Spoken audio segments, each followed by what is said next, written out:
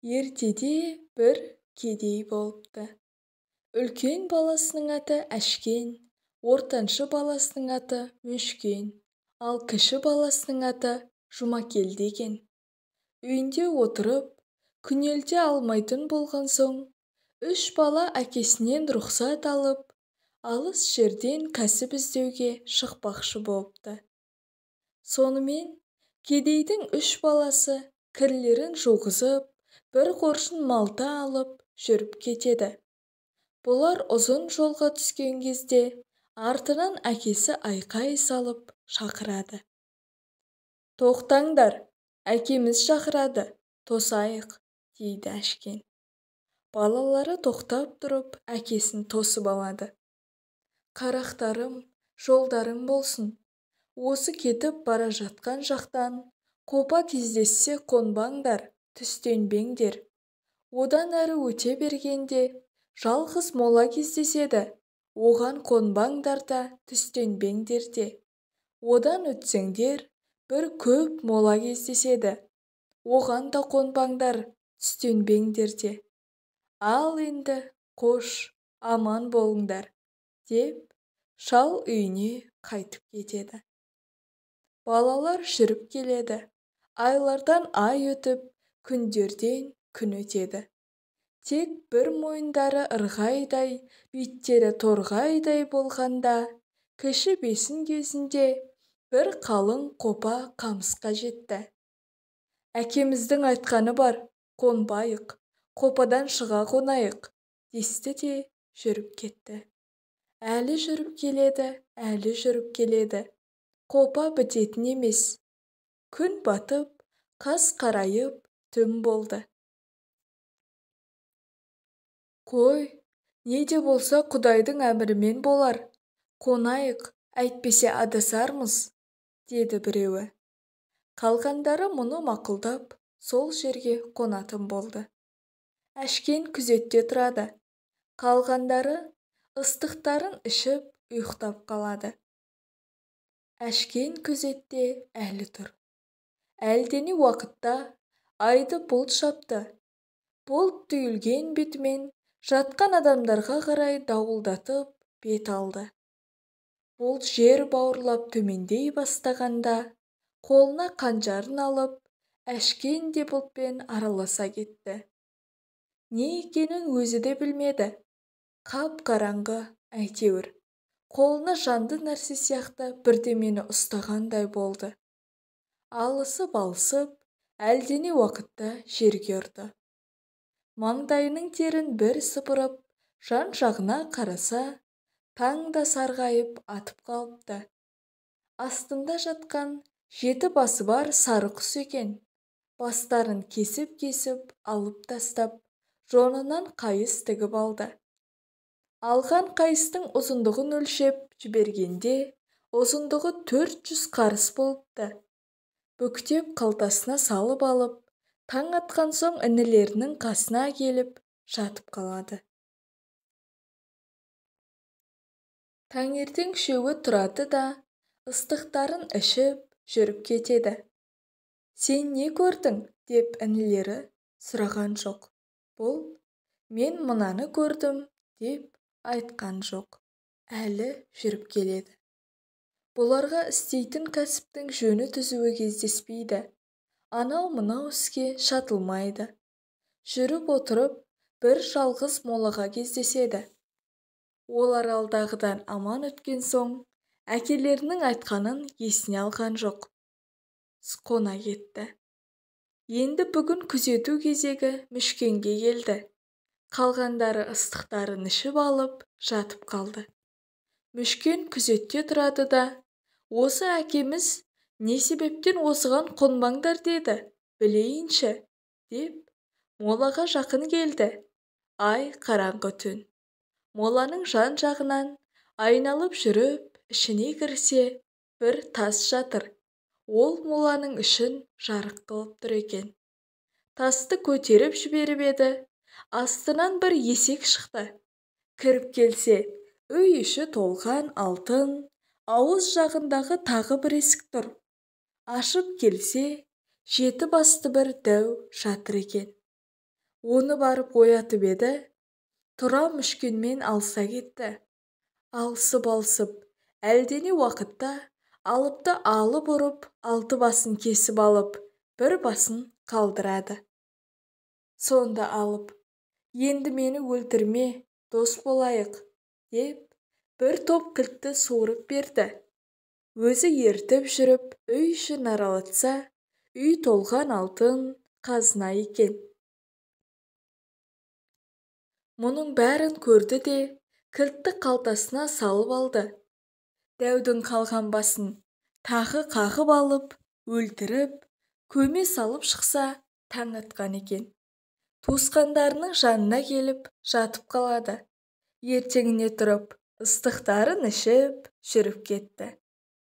Ол, мен осыны көрдім деп айтпады. Туысқандары да бұдан еш нәрсені сұрамады. Сол жүргеннен жүріп келеді. Күндерден күн өткенде, күн бата көп мола кездеседі. Бұл да бір белгілі жер екен, деп қонады. Ендігі күзеттің кезегі Жұмагелдіге келді. Екі ағасы ыстықтарын ішіп алып, жатып қалды. Жұмагелді күзетте тұрады. Әлдене уақытта Жұмагелдіге ой түседі де, көп моланың ішіне кіреді. Аралап келе жатыр еді, жердің астынан у-шу дауыс шыға бастады. Тыңдап тұрса дауыс, 60-ымызға 60 табақ жаса дейді. Бұл тыңдап тұр. Маған да бір табақ жаса, деп бұ да айқай салады. Сөйткенше болмай, аяғының астынан біреу шыға келді. Шығып, Жұмагелдіні жетектеп, бір тесіктен алып түседі. Жердің астына бір тесіктен сатымен түсіп келеді. Бір үлкен үйге кіріп келеді. Толып отырған дәулер бар. Сөйтсе, олар 60 дәу екен. Олардың патшасының сұлу қызы бар екен. Соны ханнан зорлап, 60-ның қай мықтысы алмақ екен. Сөйтіп, күресуге дайындалып жатыр екен. Бұлар қашан бір-бірі жеңіп, ең мықтысы жыққанша осылай тұрмақ екен. Хан күн сайын бұлардың кештегі қонақасыларына 60 түйе, түстіктеріне 60 ту қойдан сойып беріп, күтіп тұрады екен. Мұны хан ықтиярмен емес, қорқып істеп тұрады екен. Мұны естіп, Жұмагелді де бір жерде отырады. Бір табақты қайқайта 5 кісі әрең көтеріп келіп, Жұмагелдінің алдына қойды. Жігіттер былай кеткенше бұл етті жеп, сүйегін мұрнынан шығарып, қайтарып беріпті. Осылай қып қайтып берген соң, дәулер қорқып, тағы бір табақ ет апарып берді. Оны да қағып салды. Осымен Жұмагелді 61 табақты түгел жеп қояды. Енді қалған дәулерге тамақ қалмады. Дәулер патшаға барып кісі жібереді. Қазір 61 ту бие жеткізсін, деп бұйырады. Жұмагелді бір оңаша үйге барады да, дәулерге айтады. Мен шақырғанда бір-бірлеп келіп тұрыңдар. Жарайды тақсыр, барайық, десті дәулер. 61 табақты Жұмагелдінің бір өзі жеген соң, бұның күші 60-ымыздай болды деп дәулер қайғырып, үрпейісіп отыр еді. Олар бір-бірлеп келіп тұрды. Бұл бастарын ала берді. Сөйтіп, 60 тауды түгел өлтіріп, 60-ның 60 құлақтарын кесіп алып, орамалға түйіп, қалтасына салып алады. Кірген тесігінен жердің үстіне шығып, ағаларының жанына келіп, жатып қалады. Таң атқан соң тұрып, ағаларын оятып алады да, ыстықтарын ішіп, жүріп кетеді. Түнде не көрдің деп ағалары да сұрамады. Мен мынаны көрдім деп ол да айтпады. Бір үлкен шаһарға келеді. У-шу, айқай, жиын топыр. Бұл не деп сұрайды үш жолаушы. Бұл біздің ханның қызына таласып, күш сынасып жатқан дәулер бар еді. Хан қорыққаннан оларға күніне 60 түйе, 60 ту қой қонағасымен түстік беретін. Ол үшін хан елге салық салып, елдің әбден мазасы кетіп тұр еді. Сол дәулерді бір тәңір жарылқағыр өлтіріп, 60-ның құлағын кесіп әкетіпті. Енді ханымыз сол дәулерді өлтірген кісіге қызым мен тағымды берем деп той қылып жатыр. Бірақ ол адам табылмай жатыр, дейді. Бұлардың онымен жұмысы болған жоқ. Оңаша бір кемпірдің үйіне барып, жата кетті. Жұрт әбден сергелдеңге түсті. 60 дәуді өлтірген адам табылмайды. Анау да келді, мен өлтірдім деп. Шамасы келген біреулердің құлағын кесіп алып, мынау да келді, мен өлтірдім деп. Бір топ құлақты тізіп алып, бірақ дәудің құлағына салыстырып қараса, дәудің құлағының орны пілдің құлағындай болса, табылған құлақтың үлкендігі кішкене мысықтың құлағындай ақ. Сөйтіп, дәулерді өлтірген кісі табылмады. Жұрттың бәрін шақыртып болды. Елде енді кім қалды дегенде, пәлен кемпірдің үйінде бір 3 жолаушы қалды деседі. Шақырыңдар, деп бұйрық қылды хан. Шақырушы келіп қонақтарға, сіздерді хан шақырады, дейді. Қалжырап жатырмыз, бара алмаймыз, дейді жолаушылар. Ханға келмейді деп хабар сап ете қалды. Шақырып кел деп уәзірін жұмсады. Бас уәзірі келіп, сіздерді хан шақырады, дейді. Біз әлгінде бара алмаймыз дегенбіз, бара алмаймыз. Жұмыс болса, хан өзі келсін, деп ақырады. Уәзір сасқанынан ханға барып, бара алмаймыз. Жұмысы болса, өзі келсін, дейді, депті.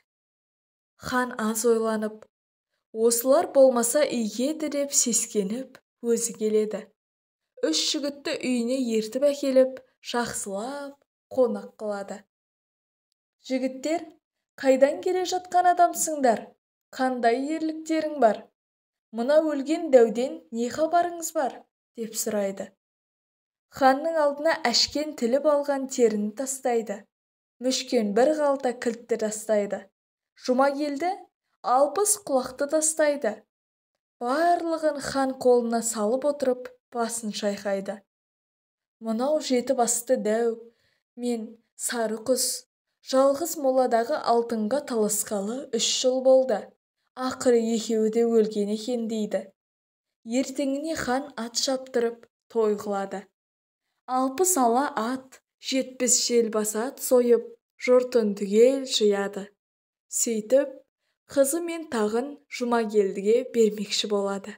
Сонда Жұмагелді, қызыңды берсең, үлкен ағама бересің, бермесең, мен алмаймын. Жол соныкі, депті. Ханның бермейтін әлі қайсы, тағын да, қызын да әшкенге берді. Әшкен хан болып тұрады. Біраз жатып, екінісі тағы жол жүрмекші болды. Азық түлігін дайындап, ертеңіне жүруге бет алды. Қош айтысып, екінісі кетіп бара жатыр еді. Әшкен қайта шақырып алып, сендердің қандай ерліктерің бар? Деп сұрайды. Жай батырлығымыздан басқа, қысылғанда бір теңіздің суын бір-ақ ұрттап аламын, дейді Мүшкен. Батырлығымнан басқа мынандай қасиетім бар. Жаным өзімде емес, денемде 40 құлаш бүктемелі семсерім бар. Сол кетсе, өлем. Ол кетпесе, атса да өлмеймін. Суға батпаймын, отқа күймеймін, дейді Жұмагелді. Енді бұлар тұрып, өзіңнің хабарыңды қалай біліп тұрамыз, деп еді. Сонда Әшкен, сендер жүре беріңдер. Сендердің аман жамандарыңды аспандағы жұлдыздан білемін, дейді. Қош айтысып, 2 бала жүріп кетті. Айлардан ай, жылдардан жыл өткенде бір шаһарға келіп жетті. Қаланың бір шетіне бір үйге түсе қалса, кемпір отыр. Шеше, не болды? Неге жылайсың? дейді бұлар. Ой, қарақтарым-ай, Мен жыламай, кім жыласын? Бүгін жалғыз қызымнан айырылып отырмын, дейді. Неге айырылдыңыз? Қарақтарым-ау, не ғыптерің бар ма? Елімізге бір айдаһар душар болғалы, биыл 2-ші жыл. Содан бері күніне бір қыз, бір ту қойдан жеп тұрады. Ертең кезек ханның қызыныкі дейді. Шеше, жылама, балаңның орнына бала боламыз, дейді екі жолаушы. Кемпір сорлы қуанып қабыл алып, оларды күтіп, кірлерін жуып, жақсылап тәрбиелеп жатты. Ертеңіне қонақтары тұрып, айдаһардың келетін жағын кемпірден сұрап еді. Қаланың мына жағында 3 шақырым жерде жалғыз киіз үй бар. Бесін кезінде айдаһар соған келеді, деді кемпір. Екі жігіт өзара кеңесіп, Жұмагелді бармақ болады. Жұмагелді жүгіріп отырып, қаланың шетіндегі бір жалғыз ақ үйге кіріп келеді. Ай десе аузы, күн десе көзі бар, бір сұлу қыз отыр екен. Жігітті көрген соң, қыз күліп жібереді. Неге күлдіңіз? дейді жігіт. Жас жігіт, ажалға кіріптар болдың ғой, деп күлдім, дейді қыз. Айдауыңызға кіріптар болмасақ, ажалға кіріптар болмаспыз, дейді де, Жұмагелді табалдырықты бір кісі сиятындай етіп қазып, өзі сонда жатады. Ұйықтап қалсам, ояту үшін менің қолым емес, пайғамбардың қолы деп, бір уыс топырақ тастай бер, дейді де, ұйықтап жата береді. Әлдене уақытта жауындатып, дауылдатып айдаһар келе жатады. Қыз састы. Олай жүгіреді, бұлай жүгіреді. Жігіттің тірсегіне пышақ салды. Болғалап қарап еді, оянбады. Жігіттің айтқаны есіне түсе қалып, менің қолым емес, пайғамбардың қолы, деп, бір уыс топырақты тастай бергенде жігіт ұшып тұра келді. Қараса, айдаһар келіп қалған екен. Далаға шығып еді. Тартып безектетіп жігітті алып барады. Жігіт 40 құлаш семсерді жазып, беліне көлденең ұстай алғанда, айдаһар жұтып жібереді. Семсер айдаһарды екі айырып тастайды. Жігіт айдаһардың құйрығынан сыпырып алып, мұны көре сала қыз да жігітке қарай жүгіреді. Жігіт семсерді жинап алғанда, қыз да келіп етегінен, мен сендік деп ұстай алады. Жігіт тұра жөнелгенде, қыз артқы етегін кесіп алып қалады. Жігіт кете береді. Қыз белдеудегі бос қасқа ту қойдың жібін мойнына байлап қоя беріп, өзі етегін түріп алып, үйге қарай қашады. Қойшы қой бағып жүрсе, бос қасқа қой қойға келіп қосылады. Көре сала қойды тастап сүйінші сұрап, елге қарай шаба жөнеледі. Хан бесін намазын оқиын деп, дәрет алып жатқанда, қойшы келіп ханнан сүйінші сұрайды. Қызың жүгіріп келеді. Бос қасқа қой қойға келіп қосылды. Қызың тірі қалды, дейді. Хан нанбайды. Осы антұрған сандырақтап, баяғы желініп қалғандары айтып тұр ма, деп ойлайды. Сөйткенше болмай, қыз да келеді. Хан жылап көрісіп, не ғып босадың, дейді. Бір жігіт келіп, айдаһарды өлтіріп, мені тірі алып қалды, дейді қыз. Ол жігіт қайда? Қашып кетті. Қайда қашып кетті? Неге айырылдың? дейді хан. Мені жұлып тастап, қалаға қарай қашып кетті. Ұстай алмай қалдым, дейді қыз. Белгіге еш нәрсе алып қалдың ба? Артқы етегінен кесіп алып қалдым, дейді қыз. Хан ертеңіне ел жұртын жиып, той қылып, жұрттың бәрін шақырады. Айдаһарды өлтірген адамға қызым мен тағымды берем, дейді. Жұрттың бәрі киімінің артқы етегін кесіп әкеледі. Бірақ қолдағы кесінді оған ұқсамайды, және қыз да бұл емес деп азар да безер болады. Елде енді кім қалды дегенде, пәленнің үйіндегі қонақтар келген жоқ, дейді біреулер. Шақыруға хан бұйрық берді. Шақырған соң қонақтар да келеді. Келуі-ақ мұң екен. Қыз, мына жігіт деп Жұмагелдіні құшақтай алады. Етекті салыстырса, дәл шығады. Мен қызымды, тағымды беремін, дейді хан. Берсең мынау бірге туған ағама бересің, бермесең мен алмаймын, дейді Жұмагелді. Хан қайқалаққа салып, ойланайық, дейді ақырында. Айдаһарды өлтірген батыр өзің, ағаң батыр емес деген сөзге келеді. Жұмагелді, ендеше мынау ағам тұрғанда мен алмаймын, дейді. Батырдың тіресіне шыдасын ба, ертеңіне береміз деп ат шаптырып, некесін қиып, тағын беріп, тойын қылады. Мұнан кейін Жұмагелді демалып, жайланып болған соң, тағы да жол жүрмек болады. Азық-түлігін дайындап алып жүріп кетеді. Күндерден күн өтеді. Жұмагелді бір шаһарға кетті.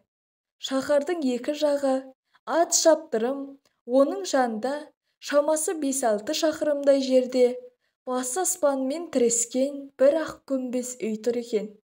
Оған қарамай, Жұмагелді қаланың жанындағы бір кішірек қараша үйге кіреді. Тағы кемпір жылап отыр. Жігіт ойға қалды. Ойпырмай, осы мен жүрген жерде өңкей жылап отырған кемпір қайыры болса игеді. Шеше, неге жылайсың? дейді. Ой шырағым, мен жыламай кім жыласын? Жан дегенде жалғыз ұлым бар еді. Бір 3 ағайынды алып болатын. Анау тұрған ақ күмбез үйде тұрады. Олардың сұлу қарындасы бар еді. Соны осы шаһардың ханы алмақ болып, күллі елдің жастарын әскерге жиып, сол ағайынды алыпқа әскерін қырғызып, өзі қашып келді. Кешегі күні сол әскердің ішінде балам кетіп еді. Соны ойлап жылап отырмын, дейді. Жұмагелді ол ақ күмбез үйге қалай баратын жолын сұрады. Кемпір айтты. Мұның бәрін ұғынып алып, жігіт жатып қалды. Ертеңіне тұрып, кешегі айтқан жолға түсіп, теңізбен айналып жүріп отырып, ақ күмбез үйге келді. Даладан келіп, үйде кім бар? Шық, дейді. Үйде тұрған алыптың ең үлкені, ең кішісін жұмсады. Бар азамат шақырады. Бар да өлтір, денесін мұнда алып кел, дейді. Шыға келіп еді, Жұмагелді оның басын кесіп алып, мына жақ жанына қойды. Үйде отырған екі даудың үлкені, ортаншысын жұмсады. Бар, әлгі антұрған бізге бір жапырақ бермей, жеп қояйын деп жатыр ма, дейді. Шыға келгенде, Жұмагелді оның да басын кесіп, екіншісінің үстіне қалады. Қалған үшінші алып, әлгілер маған еттен бір жапырақ бермей, жеп қояйын деп жатыр екен, деп өзі жүгіріп шығады. Оның басын және қағып, екіншісінің үстіне қалап үйге кіріп келсе, бір айдай сұлу қыз отыр. Көре салып, Жұмагелді шалқасынан түсіп талып қалады. Мұны көрген соң қыз жүгіріп далаға шыға келсе, 3 ағасы өліп жатыр. Жүгіріп келіп қанжарды ала сала, жігіттің мойнына таяп келді де, ойға түсіп, қой, менің ағаларым да талайдың басын кескен еді. Бұ да соның бірі шығар, өлтірмейін, деп, көңілі түсіп, жігітке ғашық болып қалады. Бетіне су бүркіп алып, сөзге келіп, жігітке, сен мына туысқандарымды жөндеп, таза арулап көм, сонан кейін саған некеленіп тиемін, дейді. Қыздың 3 ағасын таза арулап қояды. Мұнан кейін Жұмагелді некесін қиып, қызды алады. осымен бірнеше жыл уақыт өтеді. Сол шаһардың патшасы бұл қыздан хабар әкелуге, елшілікке кісі іздейді. Сонда жасы 100 жасқа келген бір қу аяқ мыстан кемпір: «Мен барып қызда келіп беремін. Өзімнің түк тұрған бойымдай алтын бер» дейді. Хан сұрағанын бермек болады. Кемпір алтыннан қайық жасайды. Ішіне алтыннан үлкен сандық жасап салады. Оның ішіне жақсы қып мамықтан құс төсек, жастық салып, ішінде алтындап, қайықпен суға түсіп, ақ күмбезден алыс жерге қайығын қойып, Жұмагелді аң аулап жүргенде жолына келіп жатады. Ол күні Жұмагелді аңнан келе жатса, жолында әлгі кемпір жатыр. Шеше, не қылған адамсың? Қайдан келесің? Қайдан жүрсің?» деп сұрайды. «Ой, қарағым-ай, сұрап не қыласың? Мен сорлы, елімді жау шауып, содан қашып шығып өлер болып жатырмын» дейді. «Ендеше маған шеше бол» дейді. Кемпір қуанып кетеді. Кемпірді артына мінгізіп алып келіп: «Қатын, шық, шешемді түсіріп ал» дейді. «Бұл не қылған кемпір? Мұндай кемпір айлакер келетін. Алып барып таста, керегі жоқ» дейді келіншек. Жұмагелді кемпірді қайтадан бұрынғы орнына апарып салады. Онымен олардың жұмысы болмайды. Кемпір әр жерден бір-бір етектен тезек теріп, үйіп отырып әлгі үйге жетеді. Сөйте-сөйте үйге келіп, тезек әкеп беріп, одан соң отын жағып беріп, одан шайын қайнатып беріп, бірте-бірте сіңіп кетеді. Сөйтіп жүріп бір күні келіншекті азғыра бастайды. «Сен үйде жалғыз отырасың. Ойын жоқ, күлкі жоқ. Тым болмаса күйеуіңнің жанын сұрап алып, ермек қылып отырсаңшы» дейді. «Шеше-ау, ол не? Қалай болады?» дейді келіншек. «Ойбай қарағым, білмейді екенсің ғой. Батырлардың жаны бөлек болады. Сен бүгін шай ішпей қой, жылап отырып ал. Неге шай ішпейсің десе, жаныңды тастап кет, мен ойнап отырайын де. Содан кейін өзі айтады» дейді. «Жарайды» деп, күйеуі қайтқанда шай ішпей отырып алады. Не болды? Кел шайыңды іш» дейді күйеуі әйеліне. «Ішпеймін. Далада қызықтың бәрін сен көресің. Үйде менде ойын жоқ, күлкі жоқ, жалғыз отырамын. Тым болмаса, маған жаныңды тастап кет, ойнап отырайын» дейді келіншек. «Жарайды, тамағыңды іш, жатқан соң айтайын» дейді. Кемпір өтірік ұйықтаған болып тыңдап жатады. Келіншек жатысымен-ақ байының тынышын алады. Қоймаған соң Жұмагелді өзінің жаны есіктің маңдайшасында екенін айтып береді. Кемпір естіп алып, ертемен тұрып, есіктің маңдайшасын шалқылап тастайды. Таңертең Жұмагелді тұрып тамағын ішіп, аңға шығып кете барады. «Сұрадың ба?» дейді кемпір. «Сұрадым, айтты» дейді. «Жоқ, ол өтірік. Сен алдаған екен. Сен кешке жылап тағы отырып ал» дейді кемпір. Кешке Жұмагелді аңнан келсе, әйелі жылап отыр. Не болды?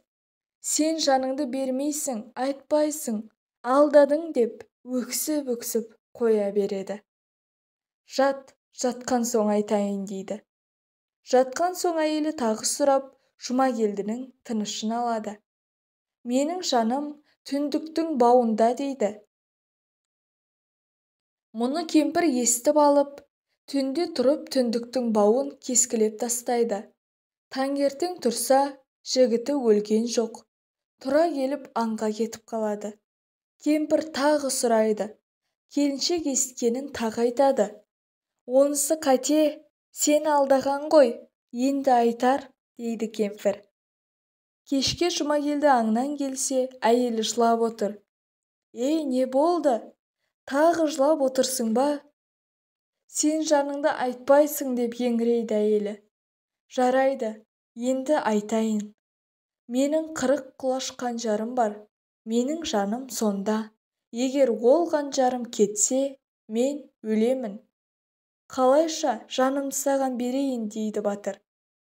Кемпір өтірік ұйықтап жатып бәрін естіп алады. Ертеңіне Жұмагелді тұрып аңға кетеді.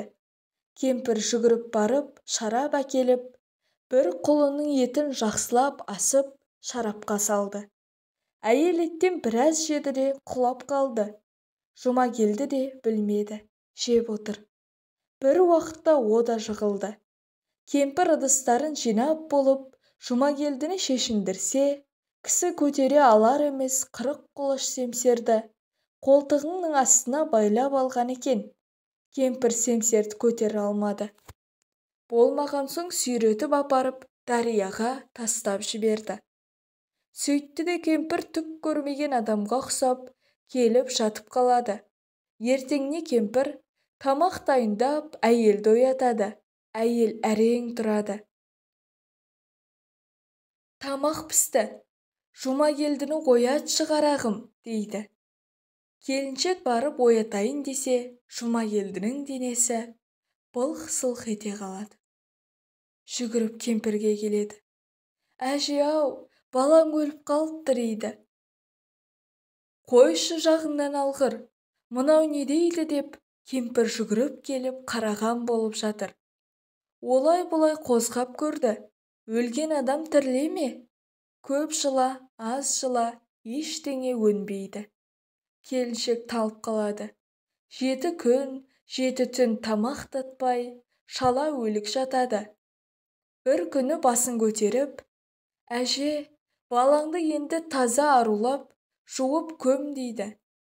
Кемпір де жылаған болып жүр. Bir құлаған молаларға құламаған 1 бүтін қабырға тұр екен. Өлген адамды кемпір соның іргесіне сүйреп әкеліп, киімімен тастайды да, үстіне моланың қабырғасын құлата салады. Бірнеше заман өтті. Әйел азды, қуарған қу шүберектей болды. Bir күні кемпір ақыл айтады. Қалқам, жылағанмен өлген адам келмейді. Маған да оңай тиіп отырған жоқ. Қайтейін, амал бар ма? Тумаса да туғандай еді. Енді жылама, басыңды көтер, тамағыңды іш, деп тамақ ішкізеді.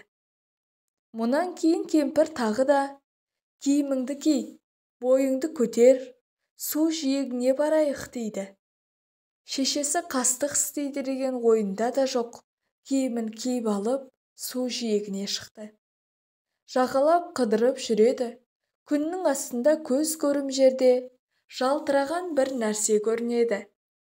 Шеше, әне бір жалтыраған не нәрсе дейді. Жүр барайық дейді кемпір.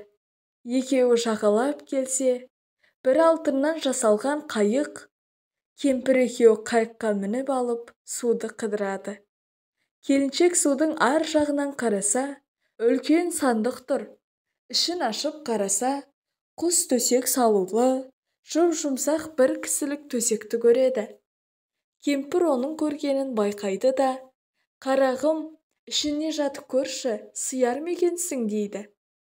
Келіншек ішіне кіріп жата бергенде, кемпір сандықтың аузын жаба қойып, сумен жүзіп отырып, ханның үйіне келеді. Күйеуі өзі өлмей тұрғанда, қызға ағаларының барлығын айтқан, оларды қыз жақсы біледі. Кемпірге тісін басып жүр, байын да сол өлтіргені енді сезіле бастады. Қызды әкелген соң, хан ат шаптырып, той қылып, мәз-мейрам болып жатыр. Қызда ойын да жоқ, күлкі де жоқ, тек отыру. Хан қызға сөз салдырады. Мен қазір ханға тимеймін, мен қайғылы болып отырмын. 30 күн ойымды, 40 күн тойымды істесін, оған дейін ханның сол салтанаты арқасында қайғымды ұмытайын. Онан кейін ханға тиейін, дейді қыз. және маған күтуші етіп өзімнің үйренген шешемді берсін, өзіме жеке үй тігіп қойсын, басқа жан онда аяғын басушы болмасын, депті. Сұлудың сөзі екі бола ма? Бәрі орындалып жатыр. Бұлар осымен жата берсін. Енді Әшкенге келейік.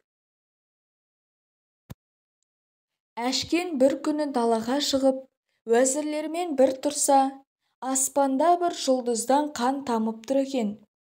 Көре салып Әшкен, менің інілерімнің бірі өлген екен, деп үйге кіріп, уәзірлеріне жылдам ат, әскер, азық дайындап, ертең бір жерге жүретінін айтып, жатып қалады. Таңертең уәзірлер келіп, хан тақсыр, кешегі айтқаныңыз даяр болды, дейді. Хан барып, киімі мен сауыттарын киіп, садақтарын алып, 100 әскермен 6 айлық азық алады. Тұлпардан 100 атты мініп, 100-ін жетекке алып, інілерінің кеткен бетімен бода жүреді. Жүріп келеді. Тұлпарға жол алыс па? Әлдене бір уақытта шаһарға жетеді. Қаланың шетіндегі бір лашық үйге тоқтап, ханның ордасын сұрайды. Біреу орданы көрсетеді. Келіп қонақтар түсіп жатыр. Ханның даяшылары жалақтап, қонақтарды қонақ үйге әкеліп күтіп жүр. Ханның бас уәзір келіп жүріп, Әшкенге көзі түсіп, «Мынау біздің ханымыз емес пе?» деп, бетіне қарап, киімі басқа болған соң, ханның ордасына кіріп келсе, хан үйінде отыр. «Хан тақсыр», деді уәзір. «Не арызың бар? Айт», деді хан. «Қонақтардың ішінде бір адам бар екен, сізден ешбір аумаған. Жаңа сіз екен деп сөйлесе жаздадым», дейді. «Жансыз болып білші, менің туғаным болатын, бірақ ол кісі хан болатын. Егер сол болса, мұнда келсін», дейді. Уәзір жүгіріп шығып, қонақтардың бірінен жөн сұрады. Уәзір жүгіріп келіп, өз ханына сүйінші сұрады. Хан өзі келіп Әшкенге сәлем беріп амандасып, жай күйін айтты. «Мүшкен, енді сен тірі екенсің. Өлген Жұмагелді болды. Қару, күш жина, ертең іздейік», деді Әшкен. Таң атқанша барлық қару-жарақ, ат, көлік, әскер даяр болды. Жұмагелдінің кеткен бетіне қарап, екі хан жүріп кетті. Тұлпарға жер алыс па? Дегенше бір шаһарға жетіп келді. Бұлардың шаһары бұл шаһарға қарағанда шаһар емес. Бұлар шаһарға қарап таң қалды. Жөн сұрауға қаланың шетіндегі бір лашық үйге кісі жіберді. Бұл үй Жұмагелдінің алғашқы түскен үй екен. Кіріп келсе, бір кемпір жылап отыр. «Шеше, неге жылайсың?» «Ой, қарағым, мен жыламай кім жыласын? Тірі баладан тірі айрылып, өлі баладан өлі айрылып отырмын», деп өз баласының өлгенін, одан кейін Жұмагелдінің ақ көмбезге кеткенін, одан хабарының жоғын айтты. Ол бала іздеп кеткен қызды хан алып келіп, 30 күн ойыны болып, 40 күн тойы болып жатқанын айтты. Әшкен тұрып, «Кәне баяқ өнерің қайда?»